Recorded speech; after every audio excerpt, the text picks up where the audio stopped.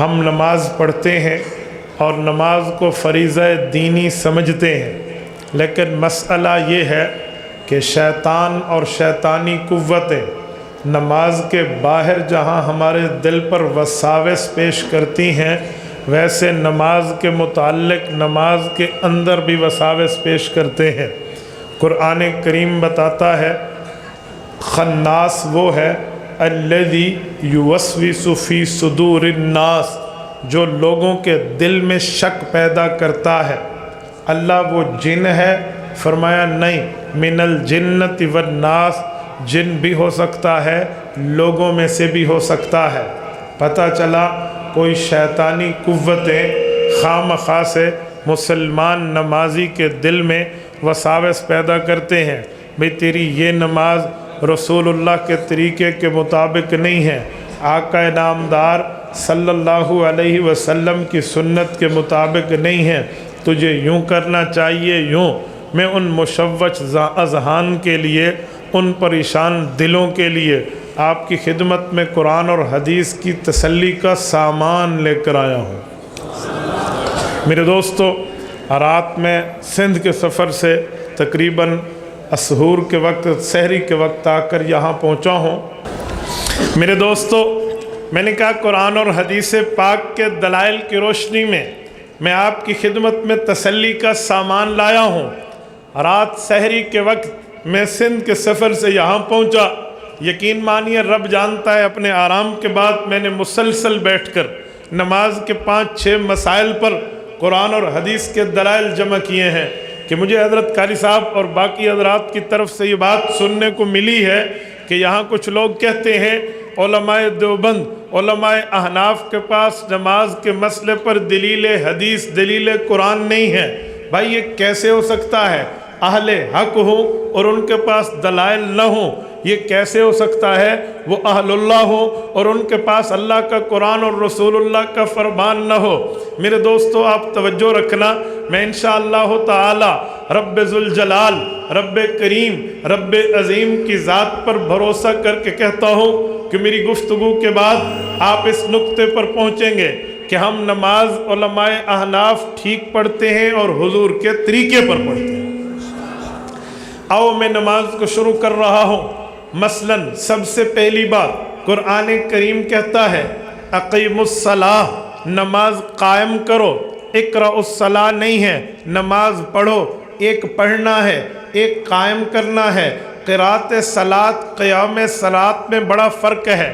نماز پڑھنے کا معنی نہ وقت کا پتہ، نہ آداب کا پتہ، نہ مستحبات کا پتہ، نہ سنن کا پتہ، نہ طریقوں کا پتہ، بس پڑھتے ہی پڑھتے چلے جاؤ۔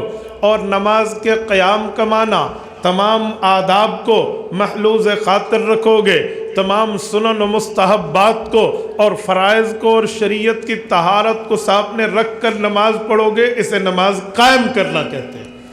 تو ہمیں قرآن نے نماز کے قیام کی بات کی ہے۔ اب توجہ رکھنا، نماز کے قیام میں سب سے پہلا طریقہ کیا ہے؟ بندہ نماز شروع کرے تو کیسے کرے؟ ہمیں قرآن کریم سورت نمبر 7 سورت اعراف آیت نمبر 31 بتاتی ہے یا بنی آدم خذوا زینتکم عند کل مسجد، جب تم نماز پڑھنے لگو خوبصورت لباس پہن لو، اچھا لباس پہن لو، پیارا لباس پہن لو۔ جب آپ یہ پیارا لباس پہنو گے آپ کی نماز کی شان بڑھ جائے گی، یہ اللہ نے فرمایا۔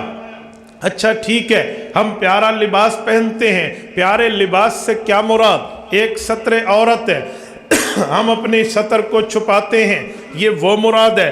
فرمایا جی نہیں۔ امام ابن تیمیہ الحرانی رحمہ اللہ اپنے فتاوۃ الکبریٰ میں لکھتے ہیں یوں نہیں ہے، امر بقدر زائد علی ستر عورہ، اللہ نے ستر عورت کے علاوہ باقی زائد کپڑوں کی بات کی ہے، ان میں سب سے پہلی چیز ہے کہ آپ کا سر ڈھانکا ہو۔ خذوا زینتکم عند کل مسجد، آپ کا سر ڈھانکا ہوا ہو۔ اچھا ٹھیک ہو گیا، ہم جو سر ڈھانکیں گے یہ طریقہ کس کا ہے؟ موجم الصحابہ اٹھائیے، امام ابن قانع رحمہ اللہ حضرت فلتان ابن عاصم الجمحی رضی اللہ عنہ سے حدیث پاک لائے ہیں۔ وہ فرماتے ہیں اتیت النبی صلی اللہ علیہ وسلم فرعیتہم فی اکنست والبرانس، میں نے صحابہ کرام اور حضور کی مجمع میں آ کر اس بات کا مشاہدہ کیا کہ پیغمبر اور پیغمبر کے صحابہ چادریں یعنی لباس پہن کے اور سر کو ڈھانپ کے نماز پڑھتے تھے۔ پتہ چلا سر ننگے نماز پڑھنا یہ طریقہ نبوی نہیں ہے، سر ننگے عبادت کرنا یہ طریقہ قرآنی نہیں ہے، سر ننگے نماز پڑھنا یہ طریقہ اسلامی نہیں ہے۔ اسلامی طریقہ یہ ہے کہ سر کو ڈھانپا ہوا ہونا چاہیے۔ اچھا میرے دوستو، سر کو ڈھانپنا یہ طریقہ تو ہو گیا، کوئی اور اس پر دلیل میں وہ بات پیش کرتا ہوں جو آپ کی خدمت میں صحیح بخاری کے اندر موجود ہے۔ امام بخاری رحمہ اللہ صحیح بخاری میں امام بخاری رحمہ اللہ امام حسن بصری رحمہ اللہ سے دلیل پاک کو ذکر کرتے ہیں۔